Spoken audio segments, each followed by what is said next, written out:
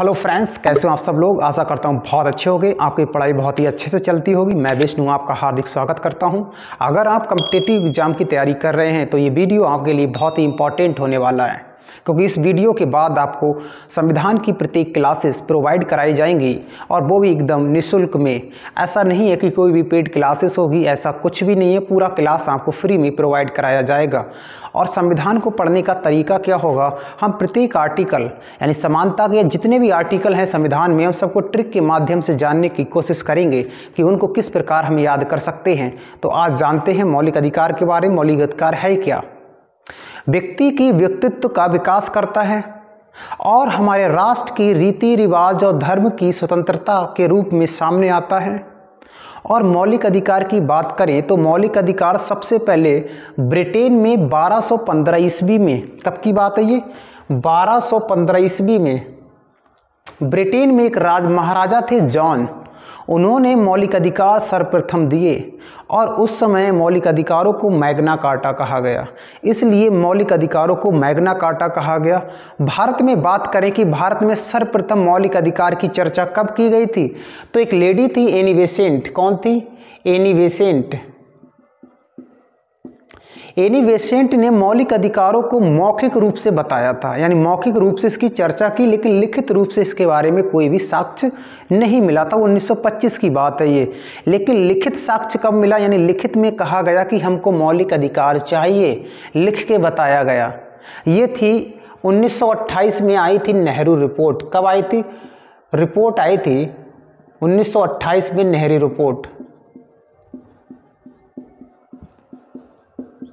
Nehru report, इसमें कहा गया था कि मौलिक अधिकारों की मांग की गई। सबसे पहली बार लिखित रूप में 1928 में नेहरू रिपोर्ट में कहा गया। इसके अध्यक्ष थे मोतीलाल नेहरू।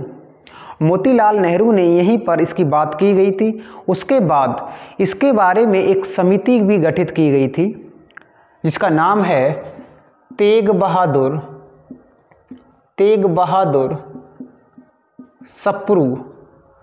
तेग बहादुर सप्रू समिति गठित की गई, जिसके अध्यक्ष थे, इन्हीं के नाम यही थे, तेग बहादुर सप्रू इसके अध्यक्ष थे। इन्होंने नेहरू रिपोर्ट को दो भागों में बांट दिया। कितने भागों में? दो भागों में। दो भागों में इसलिए बांट दिया क्योंकि उन्होंने कहा था कि वो अधिकार, कौन से अधिकार? वो अधिकार जो हम सुप्रीम कोर्ट में भी चुनौती दे सकते हैं, वो भाग 3 में रखो। क्योंकि मौलिक अधिकार किस भाग में का है? भाग 3। आर्टिकल की बात करें, आर्टिकल 12 से 35 के बीच में। दो भागों में इस कमेटी ने दो भागों में मौलिक अधिकार को बांटा। पहला भाग ये कहा गया था कि वो अधिकार जिसमें सुप्रीम कोर्ट में भी हम चुनौती दे सकते हैं, वो भाग 3 में रखिएगा, और जिसमें हम सुप्रीम कोर्ट में चुनौती नहीं दे सकते हैं वो भाग 4 में रखिएगा। भाग 4 है राज्य के नीति निर्देशक तत्व। ठीक है, तो इसको दो भागों में बांट दिया गया था। उसके बाद इसकी बात 1931 में कराची कांग्रेस अधिवेशन हुआ था, जिसकी अध्यक्षता सरदार वल्लभ भाई पटेल जी ने की थी। वहाँ भी मौलिक अधिकारों की बात की गई। यानी पहला ऐसा कौन सा कांग्रेस अधिवेशन है जिसमें मौलिक अधिकारों की बात की गई, वो है 1931 में कराची अधिवेशन, सरदार पटेल की अध्यक्षता थी। उसके बाद 1931 में इसको दोहराया गया कि मौलिक अधिकार हमको चाहिए, क्योंकि आपको पता है कि गोल मेज सम्मेलन 3 हुए हैं। पहला गोल मेज सम्मेलन 1930 में हुआ है, दूसरा 1931 में हुआ है और तीसरा 1932 में हुआ है। तो दूसरा गोल मेज सम्मेलन में मौलिक अधिकार की बात को दोहराया गया और कहा गया कि मौलिक अधिकार चाहिए, और ये बात गांधी जी ने दोहराई थी, क्योंकि दूसरे गोल मेज सम्मेलन में गांधी जी लंदन गए थे और ये तीनों सम्मेलन लंदन में हुए थे। उसके बाद इसको अथॉरिटी मिल गई थी, बोल सकते हैं। इसके बाद इसके बारे में यहाँ तक याद रखना आपको। अब बात करते हैं हम कि मौलिक अधिकार हैं कितने। जब संविधान लागू हुआ था तो 7 मौलिक अधिकार थे। कितने थे? 7 मौलिक अधिकार थे। अब वर्तमान में कितने मौलिक अधिकार हैं? तो वर्तमान में 6 मौलिक अधिकार हैं। कितने हैं? 6 मौलिक अधिकार हैं। यहाँ पर नोट करते हैं। यहाँ पर लिख सकते हैं वर्तमान में 6 थे और मूल संविधान में 7 मौलिक अधिकार थे। कौन से 7 मौलिक अधिकार थे, बात करते हैं। पहला था समानता का अधिकार पहला था, और दूसरा था स्वतंत्रता का अधिकार। तीसरा था शोषण के विरुद्ध अधिकार, शोषण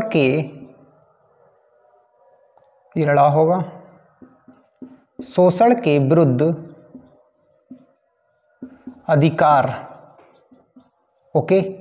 4 होगा 24 से 25 धार्मिक स्वतंत्रता का अधिकार, धार्मिक स्वतंत्रता का अधिकार। आप देखेंगे अभी आर्टिकल आपको बताए नहीं है, आर्टिकल बताएंगे तब मजा आएगा आपको। धार्मिक स्वतंत्रता का अधिकार, फिर उसके बाद में हो जाएगा शिक्षा और संस्कृति का अधिकार। ओके। 6 हो जाएगा संवैधानिक उपचारों का अधिकार। ये 7 थे। अगर 7 जो मौलिक अधिकार थे तो 7वां था संपत्ति का मौलिक अधिकार। कौन सा था? संपत्ति का मौलिक अधिकार था, संपत्ति का अधिकार। ये 7वां मौलिक अधिकार था जो वर्तमान में नहीं है। ये 44वें संविधान संशोधन, 44वें कॉन्स्टिट्यूशन अमेंडमेंट एक्ट 1978 के द्वारा इसको खत्म कर दिया गया मौलिक अधिकार की श्रेणी से। और ये वर्तमान में आर्टिकल 300 का में विधिक के अधिकार के रूप में है, विधिक के अधिकार के रूप में है। कौन सा? संपत्ति का मौलिक अधिकार, जो भाग 12 के अंतर्गत आता है, जो भाग 12 के अंतर्गत आता है। संपत्ति का अधिकार 44वें संविधान संशोधन 1978 के द्वारा इसको समाप्त करके आर्टिकल 300 का में इसको रखा गया, जो एक विधिक अधिकार है। और ये जो विधिक आर्टिकल 300 का है, ये भाग 12 के अंतर्गत आता है। इनको याद कैसे कर सकते हैं? अगर हम इनकी बात करें, इनको याद कैसे कर सकते हैं, तो याद रखना, यहाँ पर हम लिख दें सस्ते शोधकों को शिक्षा। देखिए, शिक्षा बोल दो चाहे संबंधी बोल दो, शिक्षा संबंधी अधिकार। यानी मैंने यहाँ पे एक ट्रिक बनाया, सस्ते शोधकों को शिक्षा संबंधी अधिकार। ये मौलिक अधिकार को याद करने के लिए एक ट्रिक बनाई है। सा से हो जाएगा, यहाँ पे देखिए समानता का अधिकार। ये देखिए आधा सा से हो जाएगा स्वतंत्रता का अधिकार। सा से हो जाएगा शोषण के विरुद्ध अधिकार। धा से हो जाएगा, यहाँ पे देखिए धार्मिक स्वतंत्रता का अधिकार। शिक्षा से हो जाएगा शिक्षा और संस्कृति संबंधित अधिकार। और सा से हो जाएगा संवैधानिक उपचारों का अधिकार। यानी जो 6 मौलिक अधिकार हैं, इनको हम बहुत ही आराम से याद कर सकते हैं, बहुत ही आसानी से, एक ट्रिक के माध्यम से। अब हम क्या करेंगे, एक एक मौलिक अधिकार के बारे में ट्रिक से जानते हैं। इसको रफ करते हैं, फिर आगे बढ़ते हैं। नोट कर लेना इसको। ओके, चलिए देखिए, अब आपको मज़ा आने वाला है। अब तक तो कुछ बेसिक बातें हुई हैं, अब आपको लगेगा कि हाँ कुछ नया सीखने को मिला। एक था हमारा समानता का अधिकार। कौन सा था? समानता का अधिकार। इसका आर्टिकल 14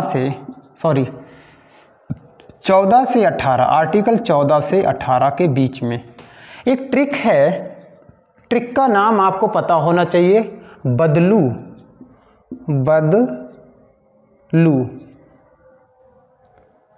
या ऐसे लिखते हैं बदलाऊ लिख सकते हैं, बदलाऊ। एक ट्रिक है बदलाऊ। बदलाव हम इस प्रकार ही लिखेंगे। इसको कैसे करके हम आर्टिकल इनके अनुसार कैसे याद कर सकते हैं, इसके बारे में अभी 1 मिनट लगेगा जानने में, इसको जानते हैं। देखिए बा का मतलब है विधि के समक्ष समानता, यानी प्रत्येक व्यक्ति को विधि के समक्ष यानी कानून के समक्ष समानता होनी चाहिए, कुछ व्यक्तियों को छोड़कर। जैसे राष्ट्रपति और राज्यपाल आर्टिकल 361 के अनुसार इनको आर्टिकल 14 से अलग रखा गया है, और एमएल यानी विधायक और सांसदों को भी आर्टिकल 14 से अलग रखा गया है। आर्टिकल 14 की अपवाद है, एक अपवाद ये भी है, कोई व्यक्ति बुजुर्ग, शिक्षित या अमीरी के अनुसार भी भेदभाव हो सकता है। तो विधि के समक्ष समानता आर्टिकल 14 कहता है।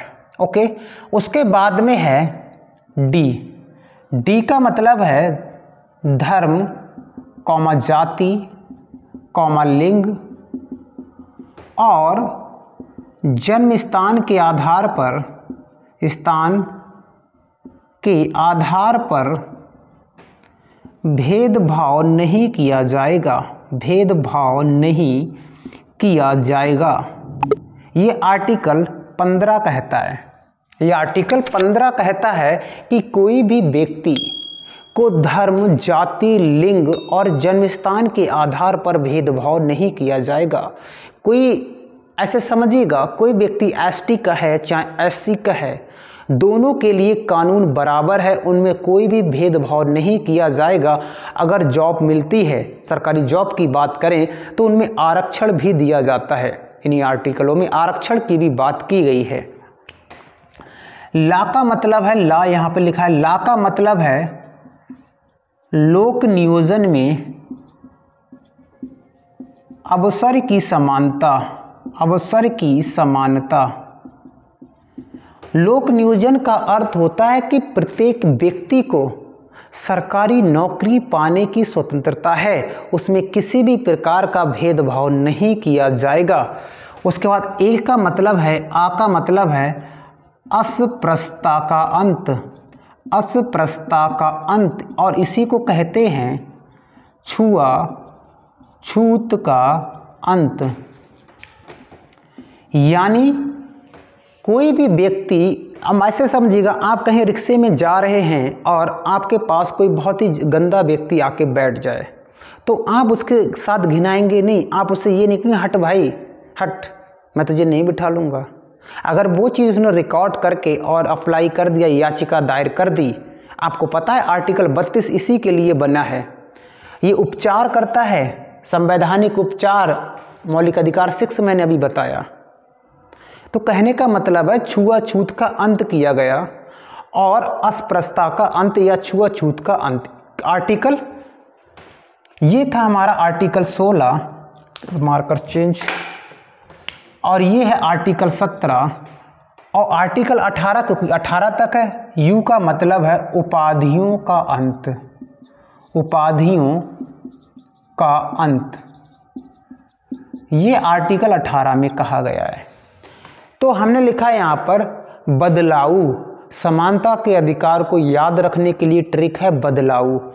बा का मतलब है, बी का मतलब विधि के समक्ष समानता, डी का मतलब है धर्म, जाति, लिंग और जन्म स्थान के आधार पर भेदभाव नहीं किया जाएगा।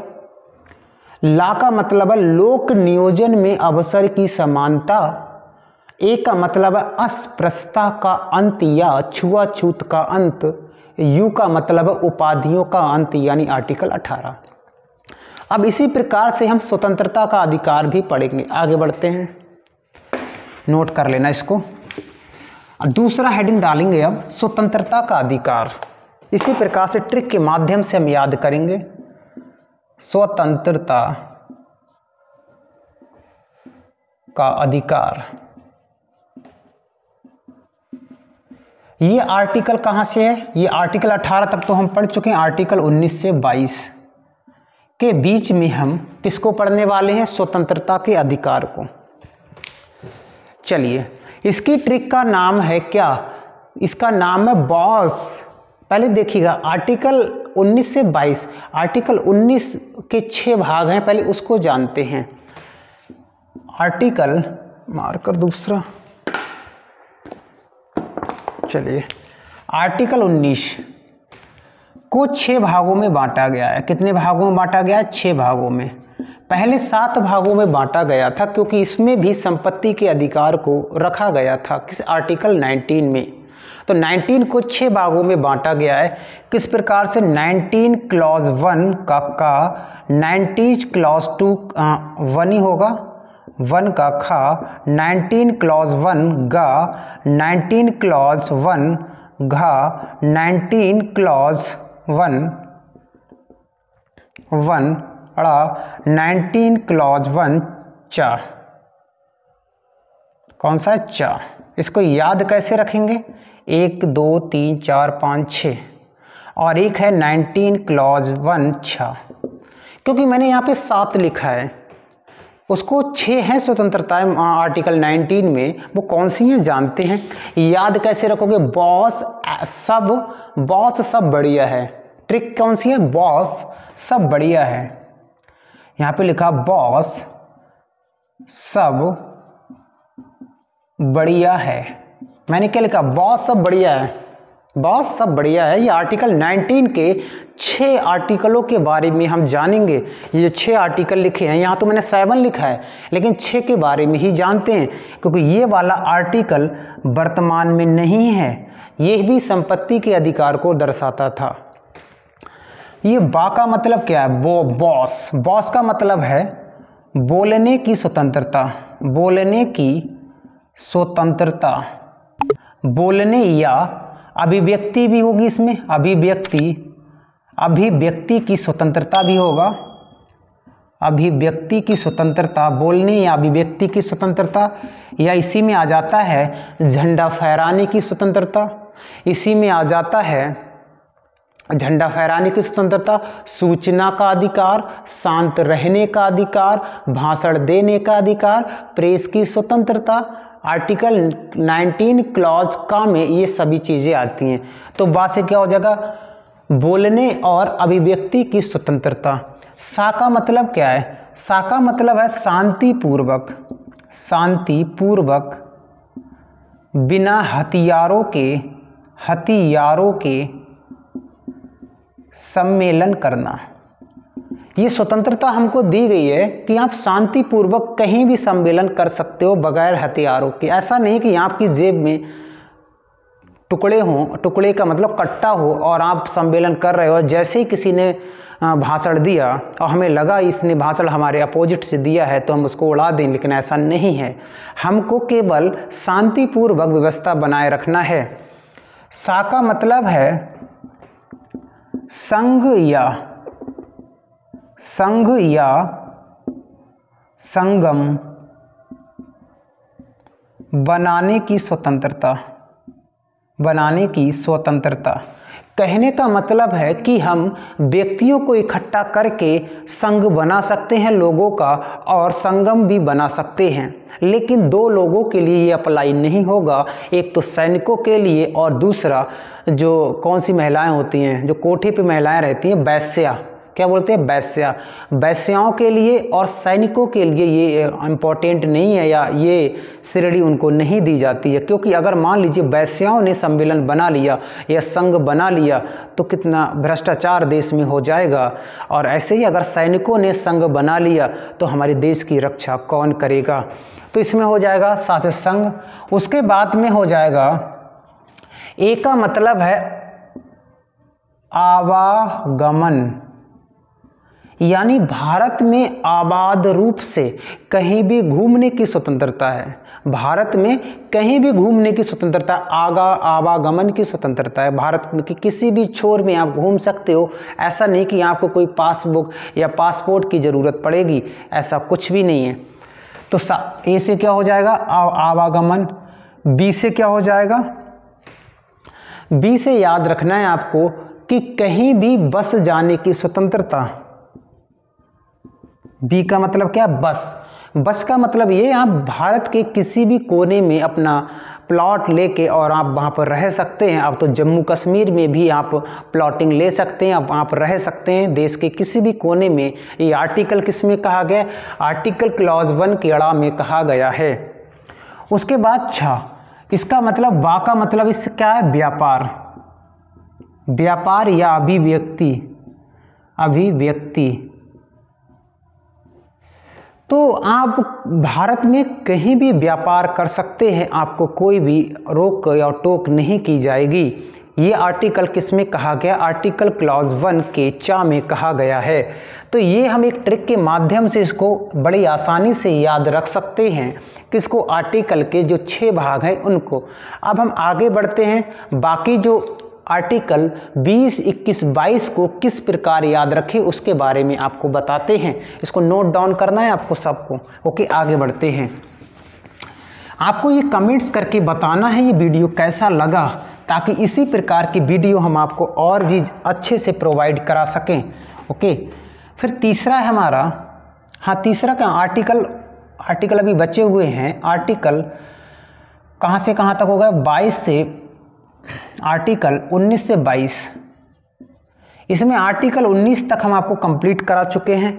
अब आर्टिकल किस किस की बात है? आर्टिकल 20 की बात है, 20, 21 की बात है। तो याद रखना, एक गाना सुना होगा, ए जी सुनो जी, ओ जी 1 2 का 4, my name is Lakhan.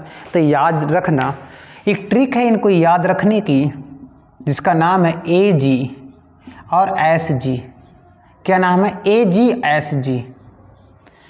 Article किसको याद रखेंगे? Article 20, 21, 21A, 22। इन आर्टिकलों को याद रखने के लिए ट्रिक है AGSG। अब देखते हैं इसके बारे में क्या है। ए का मतलब है, 20 में क्या कहा गया? ए का मतलब है अपराधियों के लिए दोष सिद्ध में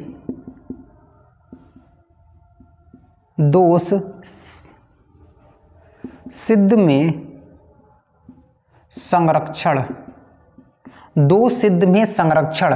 ये आर्टिकल 20 में कहा गया है। अपराधियों के लिए दोष सिद्ध में संरक्षण, यानी जो व्यक्ति अपराध करता है तो वर्तमान में चल रहे विधि के अनुसार ही उसको सजा का प्रावधान है। ऐसा नहीं है कि नई विधि के अनुसार उसको सजा दी जाए।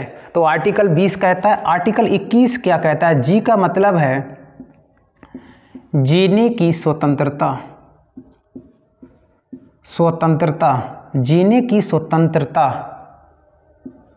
जीने की स्वतंत्रता का मतलब है, इसी में आता है। आर्टिकल 21 का है जीने की स्वतंत्रता। या आर्टिकल 21 में ये भी कह सकते हैं प्राण एवं दैहिक की स्वतंत्रता। निजता का अधिकार भी इसी के अंतर्गत आता है। और इच्छा अनुसार जीवन साथी चुनने का अधिकार भी आर्टिकल 21 के अंतर्गत आता है। और आर्टिकल 21 में बहुत अधिक स्वतंत्रताएं हैं, लेकिन हमको 4-5 के बारे में जानना है। जीने की स्वतंत्रता, हमारी गरिमा में जीने की स्वतंत्रता, प्राण एवं दैहिक की स्वतंत्रता, और निजता का अधिकार। निजता का अर्थ होता है जो हम निजी चीज़ें, जैसे हमारा व्हाट्सएप है, जीमेल है, इनका जो हमारा निजी पर्सनल पासवर्ड होता है, अगर इनका कभी हनन होता है तो साइबर कैफ़े के द्वारा हम इनको क्या कर सकते हैं? रिट दायर कर सकते हैं। तो आर्टिकल 21 हो जाएगा जी से। एस से क्या हो जाएगा? शिक्षा का अधिकार। ऐसे क्या हो जाएगा? शिक्षा का अधिकार। ये आर्टिकल 21 ए का या आर्टिकल 21 का में कहा गया है। ये 86वां संविधान संशोधन 2002 के द्वारा, 86वां संविधान संशोधन 2002 के द्वारा इसको जोड़ा गया है। और ये आर्टिकल 21 है, शिक्षा का अधिकार 6 से 14 वर्ष के बच्चों को निःशुल्क शिक्षा देने का प्रावधान आर्टिकल 21A करता है, जिसे 86वां संविधान संशोधन 2002 के द्वारा जोड़ा गया है। फिर जी का मतलब क्या है? जी का मतलब है गिरफ्तारी, गिरफ्तारी में संरक्षण, गिरफ्तारी में संरक्षण। ये आर्टिकल 21 हो गया, ये आर्टिकल 22 है। गिरफ्तारी में संरक्षण, यानी कहने का मतलब है कुछ दशाओं में गिरफ्तारी में संरक्षण, यानी कोई भी व्यक्ति को जब गिरफ्तार किया जाता है तो उसे 24 घंटे के अंदर अंदर दंडाधीश के सामने पेश करना होता है। अगर वही व्यक्ति अगर दुश्मन देश का है तो ऐसा कोई भी प्रावधान नहीं है। किसी भी व्यक्ति को जब हम कैद करते हैं या अरेस्ट करते हैं तो आने जाने का जो रास्ता होता है, आने जाने में जो लगता समय है वो हम काउंट नहीं करते हैं। 24 घंटा आपको आने जाने का जो समय होता है उसको घटा के आपको 24 घंटा होना चाहिए। उसके बाद में हमने आर्टिकल 20, 21 और 22 के बारे में जाना। अब आर्टिकल आगे बात करते हैं, इसको नोट कर लेना, आप आगे बढ़ते हैं, ठीक है। और इसको चैनल को सब्सक्राइब ज़रूर कीजिएगा ताकि हम इसी प्रकार की ज़बरदस्त वीडियो आप तक पहुंचा सकें। अब करते हैं तीसरा मौलिक अधिकार था हमारा, उसका नाम क्या था? शोषण के विरुद्ध अधिकार। क्या था? शोषण के विरुद्ध अधिकार। देखिए इसमें केवल 2 आर्टिकल हैं, एक आर्टिकल है 23 और दूसरा आर्टिकल है 24। तो इनके लिए क्या ट्रिक? कोई ट्रिक नहीं है, केवल इनको याद रखना है। आर्टिकल 23 कहता है मानव के दुर्व्यापार और बलात्श्रम पर रोक। मानव दुर्व्यापार का अर्थ होता है कि आपने देखा होगा, इतिहास जब आपने पढ़ा होगा कि पहले मानवों का बाजारीकरण होता था। दुर्व्यापार, दुर का मतलब है शरीर का व्यापार होता था, उसको मनाही की गई है। और बलात्श्रम का अर्थ होता है कि ज़बरदस्ती काम कराना, किसी व्यक्ति से ज़बरदस्ती काम कराना। जैसे आपने KGF मूवी देखा होगा, वहाँ पर एक ट्रक या बस आता है, उसमें लोगों को घुसा और भरा और लेके खानों पे उतार दिया। हालांकि लोगों का मन हो या ना हो, उनको ज़बरदस्ती काम कराते हैं। इसी में एक शब्द का उल्लेख है बेगार। बेगार भी इसी के अंतर्गत आता है। बेगार का अर्थ होता है पैसे दिए बिना ही काम कराना, यानी हमने आपसे काम करा लिया और पैसा नहीं दिया, उसे कहते हैं बेगार, ठीक है। तो इसको हमें याद रखना है। आर्टिकल 24 कहता है 14 वर्ष के कम उम्र वाले बच्चों को जोखिम भरे कार्य या कारखानों में कार्य करने पर मनाही की गई है। कितने? 14 वर्ष से कम उम्र के जो बच्चे होते हैं उनको जोखिम भरे कार्य नहीं करवाने चाहिए, ना ही किसी फैक्ट्री में या कारखानों में उनको कार्य करने की अनुमति है। अगर ऐसा पाया जाता है, अगर कोई व्यक्ति रिट दे दे सुप्रीम कोर्ट में, तो वो क्या बोलते हैं उसको, अगर कोई भी व्यक्ति ये रिट दे दे कि 14 वर्ष का बच्चा वहाँ पर जॉब कर रहा है तो वो फैक्ट्री या कारखाना सीज हो जाएगा। तो इसके बारे में हमें ये याद रखना है। आगे बढ़ते हैं। चौथा हमारा मौलिक अधिकार था, कौन सा? धार्मिक स्वतंत्रता का अधिकार। कौन सा था? धार्मिक स्वतंत्रता का अधिकार। पहले इसको लिख लेते हैं, फिर ट्रिक अधिकार। धार्मिक स्वतंत्रता का अधिकार, इसको नोट कर लेना आप। आगे बढ़ते हैं, ओके। ये आर्टिकल 25 से 28 के बीच में है। ये आर्टिकल किससे? 25 से 28 के बीच में। इसको याद कैसे रखेंगे? एक ट्रिक के माध्यम से हम इसको याद रखेंगे। ट्रिक का नाम क्या है? तो धर्म और धार्मिक बस बहुत हुआ। होता नहीं कि चुनाव जैसे ही हुआ तो हम कहते नहीं धर्म और धार्मिक, बस बहुत हुआ, बस बहुत हुआ। समझ रहे हैं ना? धर्म और धार्मिक बस बहुत हुआ। चुनाव में आप देख पाते हैं कि कितना धर्म जाति के अनुसार ही वोटिंग होता है। आप देखते होंगे, एक पल्ला बोल सकते हैं मुस्लिमों की तरफ और दूसरा हिंदू की तरफ तुल जाता है, और इसी से हमारा पूरा वोटिंग का सिस्टम चलता है। हमने चुनाव, आपने भी देखा है, आप और हमने भी चुनाव देखा है, तो चुनाव में सबसे बड़ा मुद्दा धर्म को लेके उठता है। तो ये आर्टिकल 25 से 28 हम इसके माध्यम से याद रखेंगे। ये ट्रिक है, धर्म और धार्मिक बस बहुत हुआ। याद कैसे रखेंगे? आर्टिकल 25 कहता है, आर्टिकल 25 कहता है किसी भी धर्म को मनाने, आचरण करने और प्रचार करने की स्वतंत्रता है। आर्टिकल 25 क्या कहता है? किसी भी धर्म को मनाने, किसी भी धर्म को अपना सकते हैं, किसी भी धर्म का हम प्रचार प्रसार कर सकते हैं और किसी भी धर्म का हम आचरण कर सकते हैं। आचरण करने का मतलब है मुस्लिम वर्ग के लोग नमाज पढ़ते हैं और जो हिंदू वर्ग के लोग होते हैं वो पूजा पाठ और भजन करते हैं, उसी को कहा जाता है आचरण। तो आर्टिकल 25 के अंतर्गत मैंने भी बताया किसी भी धर्म को मनाने, आचरण करने और प्रचार करने की स्वतंत्रता है। धार्मिक का मतलब होता है जितने भी धार्मिक कार्य होते हैं उनमें प्रबंधन करने की स्वतंत्रता। आपने देखा होगा जितने बाबा हुए हैं, जब उनका कहीं कार्यक्रम होता है तो पुलिस वर्ग के लोग वहां जाते हैं, व्यवस्थाएं देखते हैं। यानी धार्मिक कार्यों में प्रबंधन की स्वतंत्रता आर्टिकल 26 देता है। कौन सा देता है? आर्टिकल 26 देता है। इसको नोट करके आप लिख लेना। बा से मतलब है विशिष्ट धर्मों में, बा से क्या मतलब है? विशिष्ट धर्मों में, विशिष्ट धर्मों के लिए, विशिष्ट धर्मों के लिए करों में छूट दी जाती है। यानी कि जितने भी धर्म में जो भी दान दक्षिणा दी जाती है उस पर किसी भी प्रकार का टैक्स नहीं लगाया जाता। यानी विशिष्ट धर्मों के लिए करों में छूट देने का प्रावधान है। सा से मतलब है, ये देखिएगा यहाँ पर लिखा है सा और ये वो बहुत हुआ। बहुत हुआ क्या हो जाएगा? साइलेंट हो जाएगा। आर्टिकल 26 सा का मतलब है जो शिक्षण संस्थान होते हैं, धार्मिक शिक्षण संस्थान होते हैं, उनके बारे में इसमें बताया गया है। शिक्षण संस्थान के बारे में बताया गया है। ये आर्टिकल 28 है और ये आर्टिकल 27 के बारे में कहा गया है। तो हमें इतने पॉइंट यहाँ भी याद रखने हैं एक ट्रिक के माध्यम से। आर्टिकल 25 से 28 को किस प्रकार याद रखें, ठीक है। उसके बाद आगे बढ़ते हैं हम,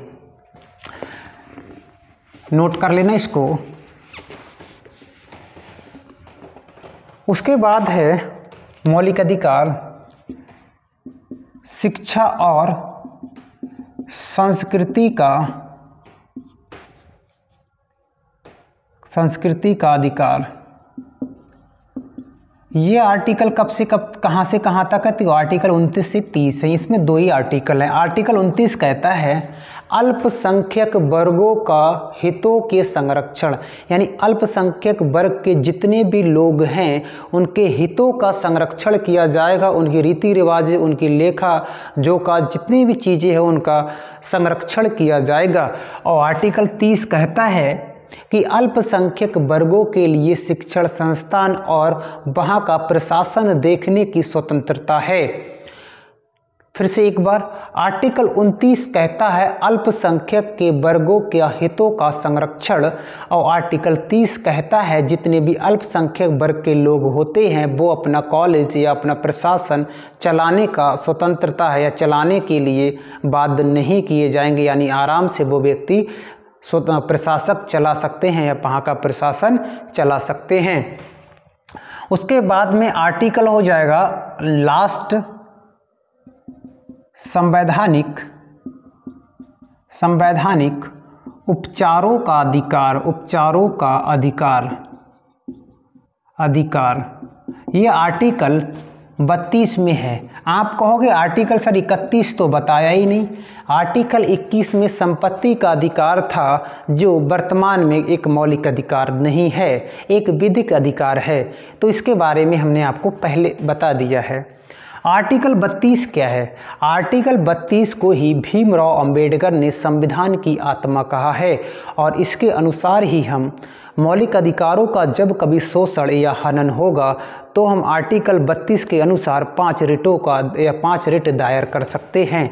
यानी इसके अनुसार हम सुप्रीम कोर्ट में जा सकते हैं और सीधे हाई कोर्ट में भी जा सकते हैं। सुप्रीम कोर्ट में आर्टिकल 32 के तहत जाएंगे और हाई कोर्ट में आर्टिकल 226 के तहत जाएंगे। इसमें 5 प्रकार की रिट दायर की जाती हैं। एक का नाम है बंदी प्रत्यक्षीकरण,